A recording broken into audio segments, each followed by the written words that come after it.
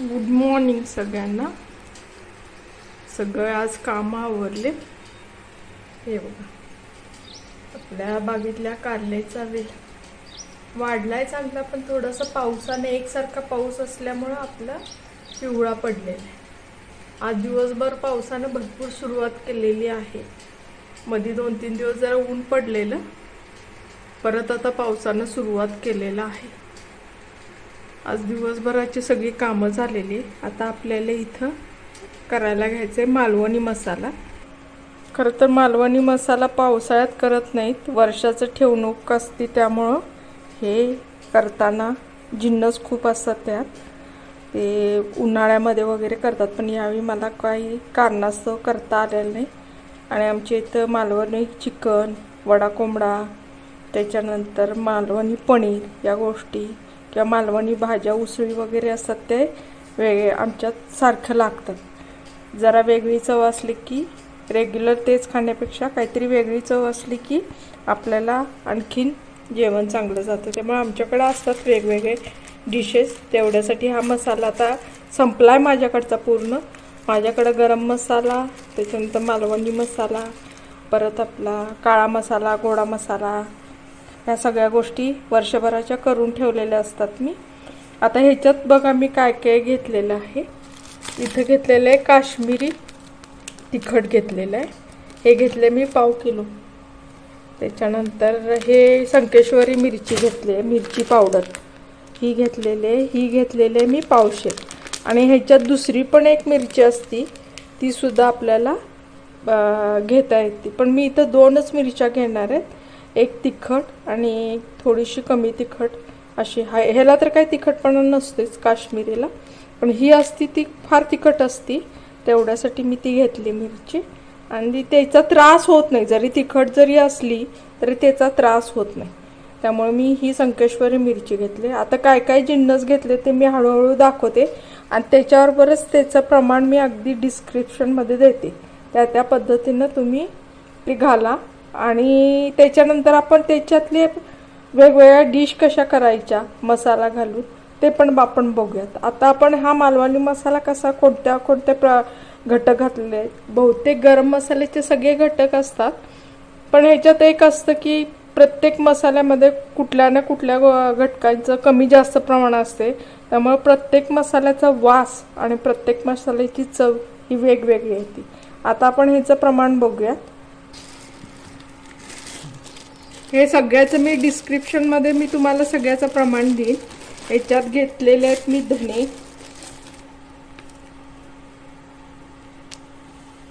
हे घातलेले आहेत धने. ह्याचं मी प्रमाण तुम्हाला देते, काय काय घेतले तेवढं दाखवते. त्याच्यानंतर हे घेतलेले आहेत जिरे, ही घेतलेली आहे मोहरी, ह्याच्यानंतर घेतलेलं आहे मी हे काळी मिरी, हे घेतलेलं आहे जायपत्री आणि रामपत्री, असे दोन्ही जे हे घेतलेले आहेत. त्याच्यानंतर हे घेतलेलं आहे दालचिनी आणि बदाम फूल. मी ह्याचं प्रमाण तुम्हाला डिस्क्रिप्शनमध्ये देतेच.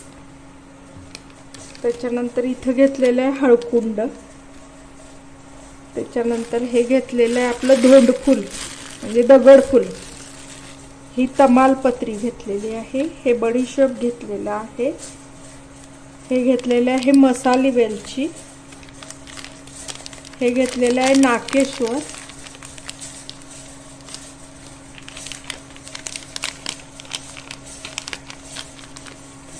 हे घेतलेलं आहे त्रिफळा, हे घेतलेलं आहे खसखस नाही मीठ आहे हे. ह्याच्यानंतर हे घेतले लवंग. त्याच्यानंतर हे घेतलेलं आहे जायफळ घेतलेलं आहे. जायफळाचं प्रमाण थोडंसं जास्त ठेवायचं ह्याच्यामध्ये, आपल्या मालवणीमध्ये थोडंसं जास्त आहे. हे घेतलेलं आहे मेथी, हे घेतलेले आहे मसाले वेलदोडे, मसाला वेलदोड नाही हिरवा वेलदोडा आहे हा. हे घेतलेलं आहे खसखस, हे घेतलेलं आहे हळकुंड. हे फोडून घ्यायचं.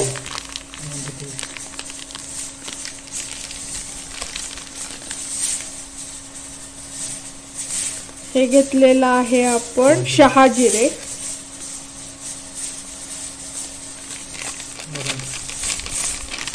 हे घेतलेलं आहे बदाम फूल, ते मगाशी दालचिनी होती, हे बदाम फूल आहे. एवढे घटक घेतलेले आहेत. आता हे आपण एक एक करून भाजून घेऊया. भाजण्याची पण एक पद्धत आहे, ती मी दाखवते तुम्हाला.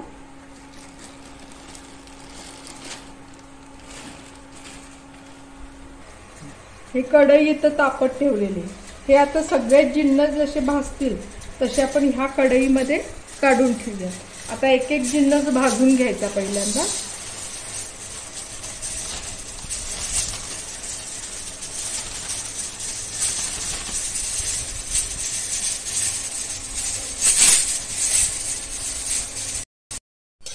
हे आता आपलं भाजून झालंय. धने ड्राय मध्ये भाजून घ्यायचे पहिला मसाले सगळे, आणि फक्त तेल घालून कोणते मसाले भाजायचे ते दाखवते. हे होता होईल तेवढे ड्राय मध्ये भाजून घ्या.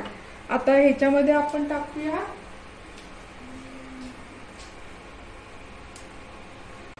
आता ह्याच्यामध्ये बडीशेप, हे जिरे, नंतर ही बडीशेप,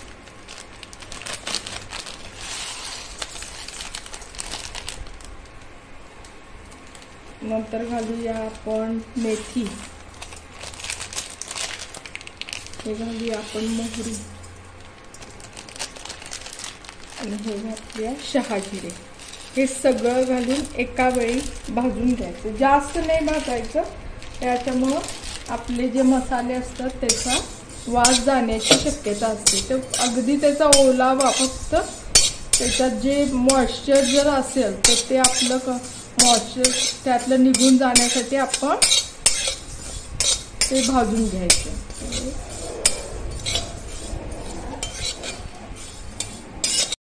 प्रत्येक जिन्नस हा बारीक गॅसवरच भाजा, त्यामुळे जास्त करपला जाणार नाही, त्याच्यातलं वासाचं हे पण उडून जाणार नाही. बारीक गॅसवर मॉइश्चर कमी होईस तोपर्यंतच फक्त भाजून घे. आता हे आपलं भाजून झालंय बघा, कोरडं कोरडं खळखळीत दिसतंय. आता हे जे भाजलेलं आहे ते आपण ह्या धन्यामध्ये काढून घेऊया.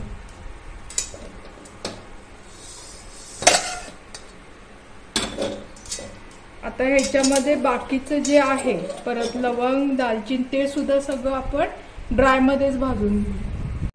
आता ह्याच्यात आपण बाकीचे जिन्नस घालूयात जे कोरडे भाजायचे. दालचिनी, त्याच्यानंतर मिरे. ह्याचं सगळ्याचं प्रमाण मी तुम्हाला डिस्क्रिप्शन मध्ये देते. ह्याच्यानंतर आपण घालूया त्रिफळा,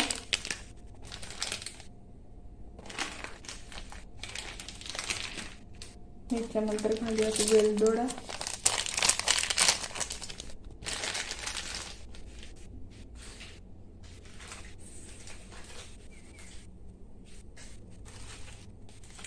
घालूया लवंग,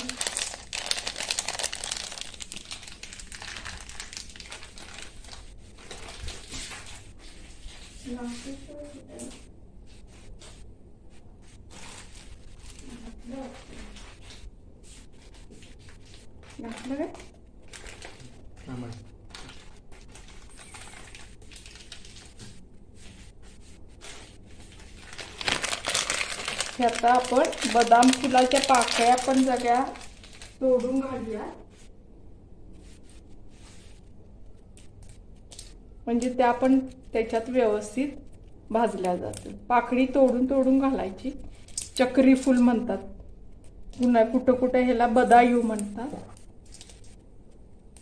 त्याचा पण वास फार सुरेख असतोय बदाम फुलाचा.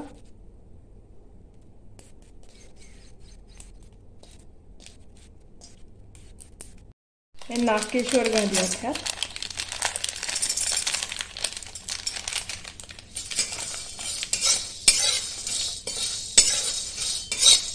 आणि ह्याला पण साधारण त्याचं मॉइश्चर जाईल तोपर्यंत एक 5-7 मिनिटं भाजून घ्या. जास्त नाही लागत ह्याला भाजायला, नाहीतर त्याच्यातलं जे वास आणि त्याचं जे तेल असते ते निघून जाते जास्त जळलं तर. त्याला जास्त भाजायचं नाही आणि 1-2 मिनिटं भाजूयात आणि आपण काढून घेऊया. हे आता आपलं भाजलेलं आहे बघा, हाताला लागतंय, ते धूर वगैरे काही येत नाही. आता हे आपण ह्याच्यामध्ये काढून घेऊया. सगळे जिन्नस एकत्रच काढून घ्या, म्हणजे कसं त्याचा वास एकमेकाला जरी हे झालं तरी तो, आणि असं हे मिक्स करत राहायचं, म्हणजे तो जो वास जो असतो हे पहिलं जे गार झालेलं असतं त्याच्यामध्ये तो मिसळून जातो. आता ह्याच्यामध्ये आपण घालूया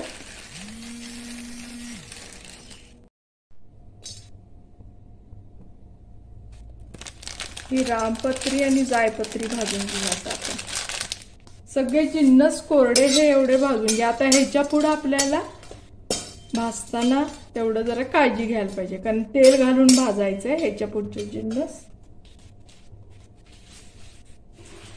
झालेलं आहे कडत. आता ह्याच्या पुढे अर्धी पळी तेल घालूया.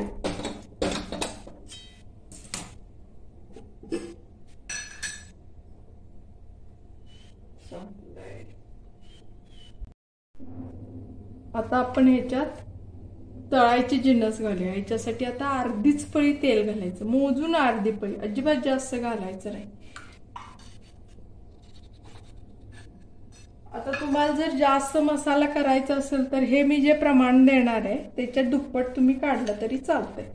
आता हे आपण हळकुंड, मोठी विलायची आणि जायफळ फोडून घेतलेलं आहे, किडकं असलं तर ते हे व्हायला नको म्हणून. आता हे सगळं आपण हे तेल तापलं की त्यात टाकूया.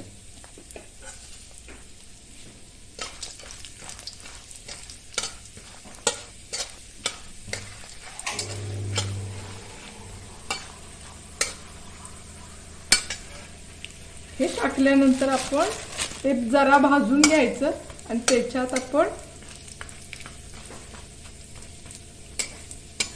हे जे दगडफूल आहे ते दगडफूल काय तुमच्यात म्हणतात ते आपण ह्याच्यात घालून हे ते परतून घ्या चांगलं.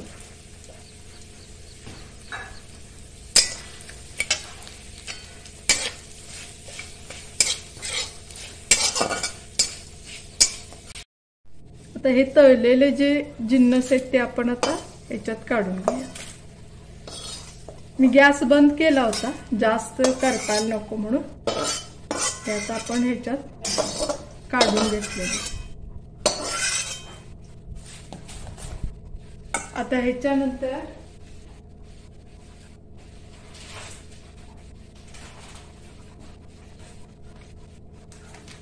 हे तेल आहे ह्याच्यामध्ये आपण आता इथं बारीक करून ठेवते गॅस मी, आणि हा जो हे जे तेल आहे त्याच्यामध्ये आपण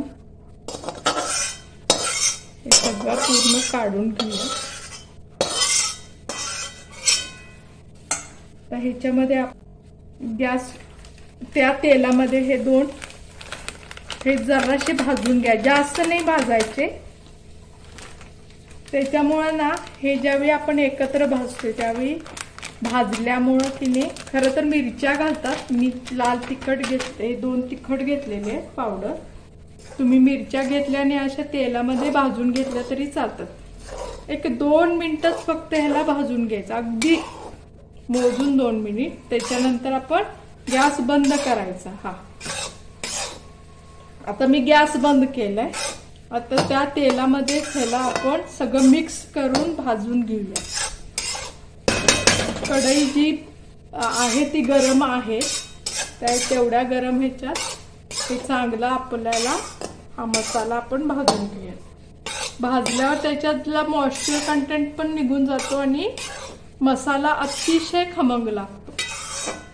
असं हे भाजून घेऊयात. आता आपण गॅस बंद केलाय, बंद करायचा आणि त्याच्यात मिरची पूड ह्याच्यातच ठेवायची भाजून झाल्यावर. आणि त्याच्यानंतर हा जो मसाला आपण केलेला आहे तो मिक्स करूयात सगळा.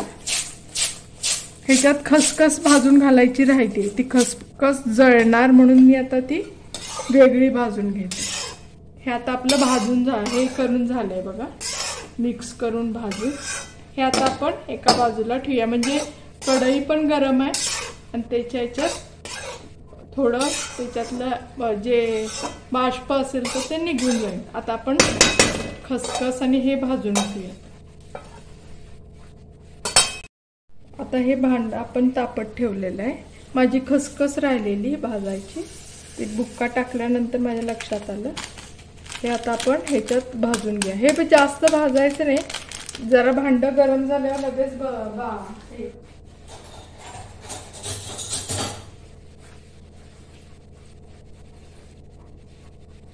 भांडं गरम झालं की लगेच ते आपण बंद करून टाकूया. ते खसखसीला जास्त उष्णता लागत नाही, थोड्या ह्याच्यात ते पूर्ण भाजून जाते.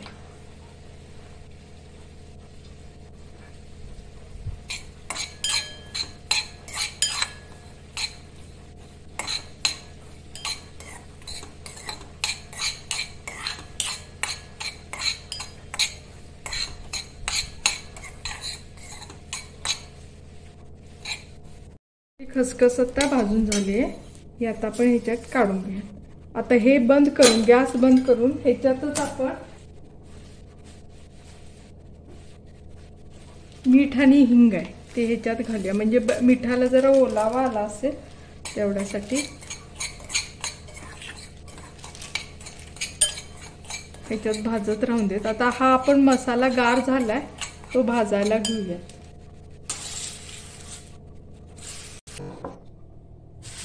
आता हे गार झालंय मसाला आपला, तो आता आपण मिक्सरच्या भांड्यामध्ये घालून पूर्ण बारीक वाटून घेऊया.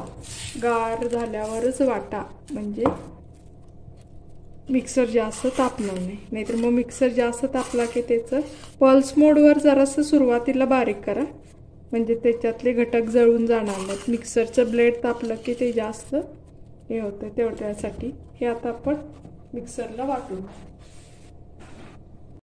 हे आता थोडंसं वाटून झाल्यावर त्याच्यात आपण हे जे मिठाने गरम केलेलं आहे ते जरासं घालूयात, कारण मिठानं पटकन वाटलं जाते. आता हे वाटून घ्यायचं मिक्सर. हे आता आपलं बारीक वाटून झालंय बघा.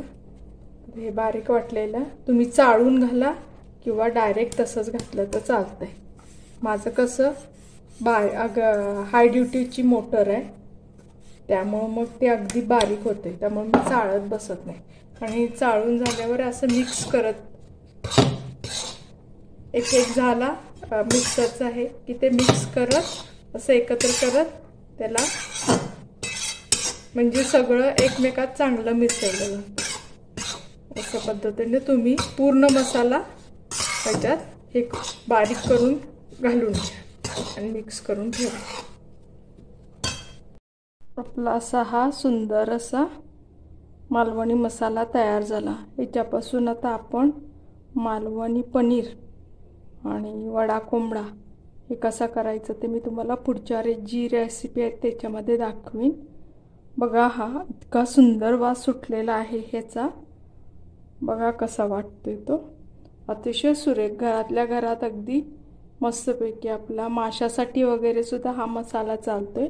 करायच्या वेळी मी तुम्हाला प्रत्येक गोष्ट कशी करायची ती दाखवीन.